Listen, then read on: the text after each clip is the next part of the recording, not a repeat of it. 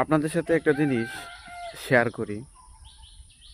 গতকালকে কোনো একটা কারণে আমি নদীর পাড়ে যাই ঘুরতে।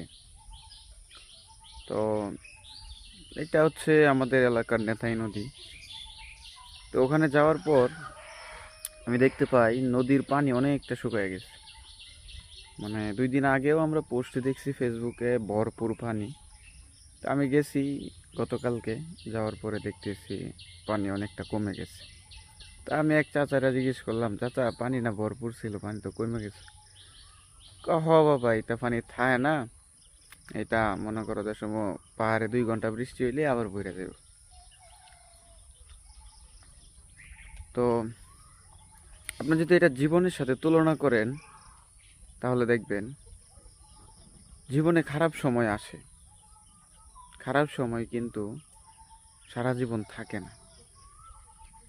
সো এত ডিপ্রেশন করার কি আছে? জীবন যদি তার মতো কইরাই চলে, আপনার মতো কইরা নাই চলে, তাহলে এত প্যারা নেওয়ার কি আছে? চলুক না জীবন তার মতো। আপনি আপনার গতিতে আগায় যান, লক্ষ্য ঠিক রাখবেন, সামনের দিকে আগায় যাবেন। Best of luck.